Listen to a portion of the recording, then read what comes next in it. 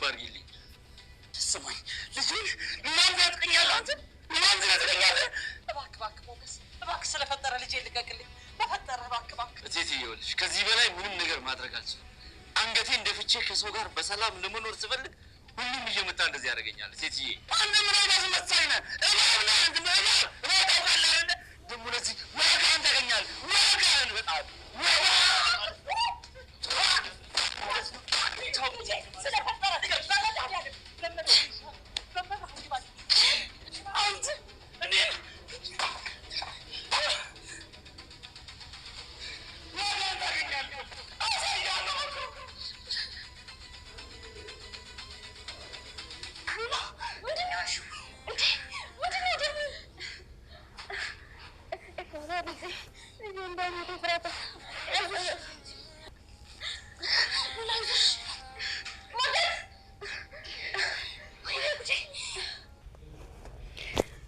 ሉላ እንግዲህ በአክሊሉ ምክንያት ልጇን አጣለች። ሞገስ ደግሞ በጣም ተናዷል። ሞገስ እንግዲህ አክሊሉን እገላለሁ፣ በጣም ግፍ በዛ፣ አንድ ልጄን አሳጣኸኝ አንተ አውሬ እባብ ብሎ እንግዲህ አንቆ ይዘዋል። አክሊሉ ግራ ገብቶት እናቱ ስትመጣ እንግዲህ ያስመሰላል ማለት ነው። ውድና የተወደዳችሁ የሰላም ዩቱብ ተከታታዮቼ በያላችሁበት ቦታ ሰላማችሁ ብዝት ይበልልኝ። ከኔ ጋር ሁሉ ሰላም ሁሉ መልካም ነው። እንግዲህ አክሊሉ የሞገስን ልጅ ገደለው። ሉላ እንግዲህ በጣም ደም እየፈሰሳት ነው። እንግዲህ ሞገስ የሚያደርገውን ነገር አጥቶ እፍራታ በሩጫ ስትሄድ ሉላ እንግዲህ ደም በደም ሆናለች። በጣም ትልቅ ነገር ተፈጥሯል። ውድ ተመልካቾቼ እንግዲህ ሰገን ድራማ ቀን ክፍል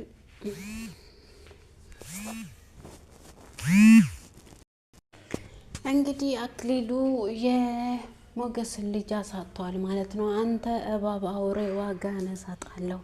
ይሄኛው ቤት የራሱ እንደሆነ አክሊሉ እንግዲህ በጣም ሞገስ ላይ ጥርጣሬን ጥሎታል ማለት ነው። እመቤት የምትባል ሴትዮዋ ደግሞ አንተ በደንብ ታውቃለህ። ስለዚህ ያችን ሴት ካላመጣሃት እዚህ ቤት ላይ ያላችሁት አንድ በአንድ ሁላችሁም ሞች ናችሁ። ከዛ በኋላ ራሴን እገለዋለሁ፣ ማናቸውም አለቅም። ይሄ ቤት የራሴ ነው።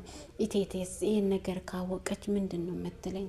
የነን ምስጢር ካወቀች ይሄ ቤት የራሴ እንዳልሆነ ካወቀች ምንድን ነው የምትለኝ ብለው እንግዲህ አክሊሉ ግራ ገብቶት ከዛ በኋላ ያችን አረግቷን የትም ቦታ ሄጄ ክፍለ ሀገር ሄጄ እገላታለሁ። ከዛ በኋላ ሁሉንም ነገር ያበቃል። እንግዲህ ዘመናት የተቆጠረው እንግዲህ መቃብሩም ተከፍቷል። ኢቴቴ ይሄን ሁሉ ነገር ስትሰማ ምንድን ነው የምፈጠረው? የኔ ህይወትስ የት ወዴት እየሄደ ነው ብሎ እንግዲህ አክሊሉ በንዴት ራሱን በራሱ ጊዜ ብቻውን ሲያወራ እናቱ ትሰማለች ማለት ነው። እንግዲህ ሴትዬ ምንድነው አንተ ልጅ አበድክ እንዴ? ብቻዬን ማውራት ጀመርክ እንዴ? ትለዋለች። ኧረ ቴቴ እኔ ብቻዬን እያወራው አይደለም፣ ስልክ እያወራው ነበረ፣ ለዛ ነው ብሎ ያታልላታል ማለት ነው። እሱ ደግሞ እኔ ብቻዬን አላወራውም፣ ስልክ እያወራው ነው። እቴቴ አንቺ ማታውቂ ምስጢር፣ ብዙ ምስጢሮች አሉ። ስለዚህ እቴቴ እኔ ምንም ማድረግ አልችልም። እቴቴ በግዴታ ወደ ቤትሽ መመለስ አለብሽ፣ አለበለዚያ ግን እዚህ ጋር የምፈጠረውን ነገር ምንም ነገር አታውቅም ብሎ ይጮሃል ማለት ነው። ከዛ በኋላ ሞገስ እንግዲህ ምንም ነገር እሷ ላይ ምንም ነገር አትናገር፣ አንተ ማንነትን ነገር ማታወቂያን አምጣ ስለው ማታወቂያን እኮ ኮፒ አድርጌ ሰጥቼልሃለሁ ብሎ ስል አይ ማታወቂያን አሁን አልፈልግም፣ ያኛውን አይደለም አሁን በእጅ ያለውን ማታወቂያ ስጠኝ ይላል። እንግዲህ ሉላ በፍራቻ እሱን እንዳይገለው ብላ እናትስ ማናት ብሎ እንግዲህ ደግሞ ይጠይቃል። ከዛ ሉላ ልትናገር ስል እንግዲህ ሉላ የእናቱ ስም እኔ እነግርሃለሁ ብላ ስትል እንግዲህ ሞገስ ሉላ ብሎ ሲጮይባት ሉላ ታቆማለች። ከዛ እኔ በቃ እፍራታ ጋር ልሂድ ሞገስ እኔ ከክላስ ሊወጣ እፍራታ ጋር ልሂድ ስትል አዎ አንቺ እፍራታ ጋር ሂጂ፣ እኔ ከሱ ጋር ያለውን ነገር ጨርሼ እሱ ሴት ትመጫለች ብሎ ልትወጣ ስትል እንግዲህ ሉላን ይዞ ይገፈትራታል። በዛም በአልጋ ላይ ሂዳ በሆዷ ትወድቃለች። ከዛም እንግዲህ ደም በደም ሆና ያያታል። ይህን ያየ ሞገስ ደግሞ በጣም በድንጋጤ ነው የሞላው። አንድ ልጄ እዚህ ዓለም ላይ ሳይማስጣ ገደልከው። አየህ አይደል? አንተ ምንድን ነው ያደረግከው? አክሊሉ አንተ አውሬ እባብ ነክ እባብ ስል እናትየዋ ሰምታ በጣም ትደነግጣለች። ከዛ በኋላም እንግዲህ ሉላን ይዞ ወደ ሐኪም ቤት በሩጫ እፍራታና ሞገስ በሩጫ ይሄዳሉ። እያሰነፍ እንግዲህ ሰገን ደግሞ በስተመጨረሻው በመርዞ እጅ ገብታለች ማለት ነው። መርዞ ጋር መድብል ሲደውል የመድብልን ድምፅ እንግዲህ ሰገን ትሰማለች። እንግዲህ መርዞ እንግዲህ ሰገንን አግብቶ እፍራታን ትቶ ከእሷ ጋር ለመኖር ነው ያሰበው። እሷ ግን አንቺ ከፖሊስ እንጂ ያመለጥሽ ነሽ ወይ ሲልሽ፣ አይ አንቺን አግብቼ እንደዚህ አይነት ያለ ቆንጅና አይቼ ስለማላቅ አንቺን አግብቼ መኖር ነው የምፈልገው። ስለዚህ ከዚህ በኋላ አንቺ የኔ ምስጥ ነሽ፣ ልብስም የምትፈልግም ነገር የቤት ክራይም እከፍልልሻለሁ ብሎ እንግዲህ እሷን በቃ እሺ ብላ ስትል በስልክ ሲያወራ ሰምታ እንግዲህ ከማን ጋር ነው ያወራከው ብላ ስጠይቅ፣ እሱም ደግሞ ጓደኛዬ ነው፣ ምን ነው ፈለግሽኝ እንዴ ስላት፣ አይ አልፈለግኩም አሁን ከክላስ ይወጣ ብያለሁ፣ ውጣ አልሆነ እያንድ ነገር አድርጋለሁ ብትል እኔ ራስ እገላሃለሁ ስትል እንግዲህ ከዛ በኋላ እሺ በቃ ፖሊስ እጠራልሻለሁ ስል ከፈለግሽ እንደ ፖሊስ እፈልጋለሁ እንግዲህ የእፍራታን ልብስ እንዳለ በሻንጣ ይዞ ይመጣል። እፍራታ ልብስ የት ልትወስድ ነው ስትል እንግዲህ ልብሴን ላሳጥበው ነው አንቺ አገባሽም ብሎ እንግዲህ የእፍራታ ልብሶች እንዳለ ይዞ ወደ ሰገን ይመጣል። እንግዲህ መድብልን በዛ ሰፈር ነው ያለው። መድብል ስጠይቀው ፎቶውን ላሳይና ከዛ በኋላ የጠፋችኋን ልጅ አንተ ልታገኝልኝ ትችላለህ። ስለዚህ እባክን መርዞ ፎቶውን እና አግዘኝ፣ አንድ ነገር እንድታግዘኝ ፈልጋለሁ ስል፣ አይ እኔ ምንም ነገር አላግዝም፣ ምንም ነገር ማገዝም አልችልም። ስለዚህ አንተ ራስህ ፈልግና አገኛት። አክሊሉ ላይ አጣምደኝ አሁን ራሱ እሱን ዜና ብሎ እየደወለልኝ ነበረ ስል፣ አይ ደውል እሺ ይምጣ፣ ወንድ ከሆነ ከኔ ጋር መጥቶ ይጋፈጥ ብሎ ይደውልለታል። እንግዲህ ከዛ እንደዛ ብሎ ሲለያይ መድብል ቀጥታውኑ ወደ አክሊሉ ይደውላል። ወደ አክሊሉ ሲደውል የዘመናትን ምስጢር ሳልገልጥል እኔ ገልጬ ከዛ በኋላ እኔ የኖርኩበትን ህይወት እንድትኖር እንደማደርግ ይሄን ወቅ ይላል መድብል። አክሊሉ ደግሞ አንተ ወንድ ከሆንክ በአካል ናና እንገናኝ፣ እዛንን ወንድነትን የምታወቀው ተደብቀክ ያለህበትን ራሱ አሁን ንገረኝ እኔ እመጣለሁ ይላል። አንተ ስለምትፈራ ከኋላ ያሉትን ሰዎችን ሰብስበ ስለምትመጣ እኔ ራሴ መጥቼ ማን እንደሆንኩ አሳያለሁ። መድብል ማለት ማን እንደሆንኩ አንተ ኃይለኛና በጣም ህላኛ እንደሆንክ ነግሮኛል። ግን እኔ ካንተ እየባስኩ ነኝ፣ አንተም አውቃለሁ። ልጅቷን ካገኘ በኋላ እስር ቤት ያኖርኩበትን ጊዜያቶችን እንደሚያስከፍለኝ አውቃለሁ ብሎ እንግዲህ ሁሉንም ነገር አስቦ በጭንቀት ውስጥ ገብቷል ማለት ነው። አክሊሉ እንግዲህ የሞገስም ልጅ አሳጥቷል። ሉላን በመወርወር እንግዲህ ገፍትሮ አልጋ ላይ በመጣሏ ልጅ አታለች ማለት ነው። ሞገስ እንግዲህ አውሬ ሆኗል። እንግዲህ አንዴን ልጅን ስለገደልከው እኔ አለቀ ማሳያለሁ። ይሄ ቤት የኔ እንደሆነ ካወቅክ በኋላ እንደ እብድ ጨርቅን ጥለ እንደምትል እኔ እርግጠኛ ነኝ ብሎ ይናገራል። ውድና የተወደዳችሁ የሰላም ዩቱብ ተከታታዮቼ በያላችሁበት ቦታ ሰላማችሁ ብዝት ትበልልኝ። ዩቱቤን ሰብስክራይብ፣ ላይክ እያረጋችሁ አበረታቱኝ። ስለምታበረታቱኝ ከልብ አመሰግናችኋለሁ። በያላችሁበት ቦታ ሰላማችሁ ብዝት ትበልልኝ። መልካም ጊዜ ተመኘውላችሁ። እንተዋወቅ ብሎ ሁንካንም ደወልክ ብሎ እንግዲህ ይተዋወቃሉ። ከዛ አንተ ጀግና ካሁንክ ለምን እኔን መጥተህ ፈልገኝ አትገለኝም ይላል። እኔ የሰው መግደል አላማ የለኝም። እኔ አንደኛ እኔ ፍቅረኛዬን ለማግኘት ነው አላማዬ እንጂ ከአንተ ጋር የሚጋደልበት አላማ የለኝም ብሎ እንግዲህ መድብል ለአክሊሉ ይመልሳል።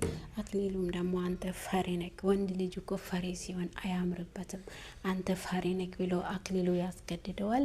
እንዲሁም እችን ልጅ ላገኛትና መጀመሪያ ዋጋዬን እሰጥሃለሁ፣ ብዙ ዋጋ ያስከፈልከኝን ቀናቶችንምና የልጅቷን ዋጋ ትከፍላለህ፣ አንድ በአንድ አስከፍልሃለሁ፣ ጠብቀኝ፣ እንደውም መሞት ከፈለክ እስከ ቤት ድረስ እመጣልሃለሁ ይላል መድብል።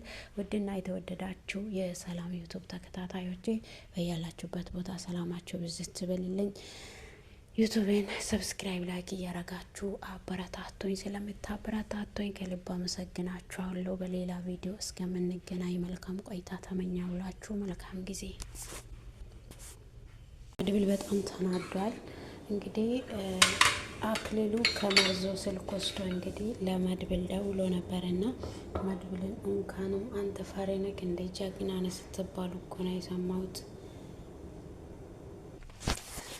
መድብል እንግዲህ እሷን አግብቼ ከሷ ጋር አብረ ህይወትን መቀጠል ነው የምፈልገው። ያ ቀን ነው የናፈቀኝ።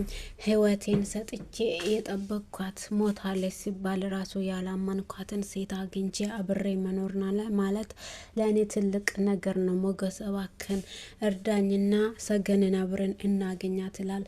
እሺ በቃ ወደ ቤት እንሄድና እረፍት ውሰድና ምግብን ብላ ወይም ሆስፒታል እንሄድና እታከም ስል አልሄድም፣ የትም ቦታ አልሄድም፣ እሷን ሳላገኛት ወደ ቤት መመለስ አልችልም ብሎ እንግዲህ የአክሊሉ እናት አክሊሉን እንግዲህ አክሊሉ ተናዶ እኔ ህመም ነው የምፈልገው፣ ህመም፣ ጭንቀት፣ ሰውን ማግደል ነው የምፈልገው ብሎ እንግዲህ ራሱን እጁን ለመቁረጥ ብላ ይዞ ይመጣል ማለት ነው። እናትየው መጥቶ ደግሞ በጣም ደንግጣ ታለቅሳለች። ልጄ ምንድነው የሆነው? አንተን ያግዘ እኮ ሰይጣን ነው፣ አንተ መላይማ አለ። አሁን ጸበልደን ተጠምቀክ ትመጣለህ፣ በውስጥ ላይ ያለ ሰይጣን ሁሉ ይወጣልና ከዛ በኋላ አንተ መልካም ሰው ትሆናለህ። እንዳየከውም ባለቤትም ብን ብሎ ጠፍቷል። አንተም ደግሞ አንተንም ካጣው ለኔ ማናለኝና ልጄ እባክህን ጸበል እንሂድ ስል እንግዲህ የሆነ ሰበብ አምጥቶ አክሊሉ እኔ እኮ ክችን ላይ የሆነ ነገር አግኝቼ በልቻለሁ፣ ሳይበላ ነው ጸበል ምከደው ቴትዬ እባክሽን እኔ ማሄድ አልችልም ብሎ እንግዲህ እናቱን አሳምኖ መድብልን ለመፈለግ ይሄዳል። መርዞ ጋር ሲሄድ መርዞን እንግዲህ አስጨንቆ ሲይዝ የመድብልን ቁጥር ይሰጣል ማለት ነው። መርዞ ደግሞ አክሊሉ ወደ መድብል ይደውላል። መድብል ደግሞ አንተ ፈሪ ነህ፣ አንተ ጎበዝ ወይም ኃይለኛ ነክ ተብለ ነበረ፣ ፈሪ ነክ እንዴ ይላል። እንግዲህ መድብል ራሱን ለአክሊሉ ያስተዋውቃል። የልጅቷ ፍቅረኛው እኔ ራሴ ነኝ፣ ባልሰራው ጥፋቴ ላይ እስር ቤት ያስቆጠርካቸው ዘመናቶችን አንተ ዋጋ አስከፍላለሁ፣ በፍቅረኛ ላይ የተጫወትክባትን ጊዜያቶችን በጨምር አንተን ዋጋ እንደማስከፍል ተዘንጋ ብሎ እንግዲህ መድብል በንዴት ያወራል ማለት ነው። አክሊሉ ደግሞ አዎ አንተ በእውነትም እንደዛ አይነት ሰው ከሆንክ በፊት ለፊት እንገናኝ ይላል። አንተ እኔን አገኝተህ መግደል አለብህ ብሎ አክሊሉ ለመድብል ይናገራል። ትፈልገዋለህ? እኔ የሰውን መግደል እና ሰውን ማጥቃትም ቢሆን አልፈልግም፣ ግን እኔ የምፈልገውን ነገር እስከደበቅክ ድረስ አሁን አንተ ከፈለግከው አንተን እገልሃለሁ ብሎ መድብል ይናገራል ማለት ነው። ልጅቷን ካገኘክ አሳውቀኝ ይላል። ልጅቷን እውነት ለመናገር እኔም እስካሁን ድረስ አላገኘዋትም። እንደዛ ከሆነማ አሁን ካገኘዋት ወደ እኔም ወደ አንተ ማትመጣም፣ ወደ ሰማይ ቤት እልካታለሁ ይላል ማለት ነው። እንግዲህ አክሊሉ እሷን እንዲፈልጉ ለአጋቾቹ ብር ከፍሎ እያፈላለጉ ይገኛል። ካገኛችሁት ወደ እኔ እንዳታመጡ ግደሏትና ወደ ሰማይ ቤት እንድትልኳት ነው የምፈልገው። እኔም አላገኛትም፣ መድብልም አያገኛትም። መድብል እንደሆነ እድሜ ልኩን እሷን እየጠበቀና እየፈለገ ይኖራታል እንጂ እሷን አያገኛትም በፍጹም ብሎ እንግዲህ መድብል አንተማ ጸበል ማሄድ አለብክ የኔ ልጅ እባክን ብላ እናቱ ትለምናለች። ቴቴ እኮ እኔ ጸበል ልሄድ እኔ እኮ ጸበል አልሄድም እናቴ፣ እኔ ጸበል ማሄድ አልፈልግም። አንቺም ደግሞ እጅሽ ሳይሻልሽ ውሃ መንካት የለብሽም፣ ዶክተሩ እኮ ነግሮሻል። ቴቴ እባክሽን እሺ በይኝና ብዙ ነገር እስከ ዛሬ ድረስ እሺ ብዬሻለሁ፣ የዛሬውን ግን እሺ ማለት አልችልም። ስለዚህ አንቺን የምልሽን አድርግና አሁን እኔ ምግብም ስለበላው አሁን ጸበል ማሄድ አልችልም ብሎ እንግዲህ እናቱን አታልሎ ይሄዳል። ከዛም እንግዲህ መርዞ ቁጥር ስሰጠው ለመድብል ደውሎ ያወራል። መድብልም ደግሞ ዋጋ አስከፍላለሁ ላስከፈልካቸውና እድሜ ልኬን የተጫወትክባቸው እስር ቤት ላሳለፍኳቸው ቀናቶች እያንዳንዱ ቀናቶችን አንተ ትከፍላለህ ዋጋ፣ ስለ ፍቅረኛዬም የኔን ህይወትንም እንደዚህ ስላስመሰቃቀልከው ህይወትን አመሰቃቅላለሁ። በእኔ እጅ ከገባክ የትም አታመልጥም። እኔማ አንተን ፈልጌ እስከ ቤት ድረስ እመጣለሁ፣ ጠብቀኝ ይላል። አንተ ፈሪ ነህ፣ መቼም እኔን ልታገኘኝ አትችልም። እኔን ካገኘክ እኔን ፈልገህ አገኝተክ መግደል አለብክ ይላል እንግዲህ አክሊሉ ለመድብል። መድብል ደግሞ ለሞገስ እንዲህ ብሎኝ እኮ ደውሎልኝ ነው ብሎ እንግዲህ ሞገስ በጣም ደነገጠ። የአንተን ቁጥር ከየት ነው ያገኘው ለአንተ ሊደውል የቻለው ብሎ እንግዲህ ሞገስ በድንጋጤ ሲያወራ፣ ሞገስ ምንም የሚያስፈራ ነገር የለም፣ እሷን ፈልጌ ካላገኘኋት ቀጥታ ወዛ ሴጣን ቤት ሄጄ ራሱንም እገለዋለሁ ይላል መድብል። ሞገስ ደግሞ ተጠንቀቅ፣ እኔ ቤቱን አሳግጀዋለሁ፣ ቤቱን እንዳይሸጥ ስላደረግኩት አሁን በቅርብ ጊዜ ይሄኛውን ስሰማ ራሱን ጥሎ ጨርቁን ጥሎ አብዶ ወደ ውጭ እንደሚወጣ አትጠራጠር። ስለዚህ ከሱ ጋር አትጋፈጥ፣ እሱ በጣም ሴጣን ነው። አክሊሉ ማለት በፊት ለፊት አይቶ አንተን መግደል ወደ ኋላ የማይል ሰው ነው። ስለዚህ እባክን መድብል እኔና አንተ ደግሞ እንደምንተዋወቅ እንዳያውቅ ተጠንቀቅ ብሎ እንግዲህ ሞገስ ለመድብል ይናገራል። መድብል ችግር የለም ቢያውቅም ደግሞ ምንም የሚያመጣ ነገር የለም፣ ስለዚህ አንተ ማትጨነቅ ብሎ እንግዲህ መድብል ሞገስን ሊያጽናና ይሞክራል። እፍራታ ደግሞ እንግዲህ አክሊሉ መጥቶ ምን እንዳላቸው ከቤቱን ልቀቁ፣ ቤቱን በዚህ ወር ውስጥ መልቀቅ አለባችሁ ብሎ አክሊሉ ነግሮ ነው ቤቱን ልቀቁ ብሎናል ብላ እንግዲህ መታ ለሞገስ ትመስት ስናገራለች።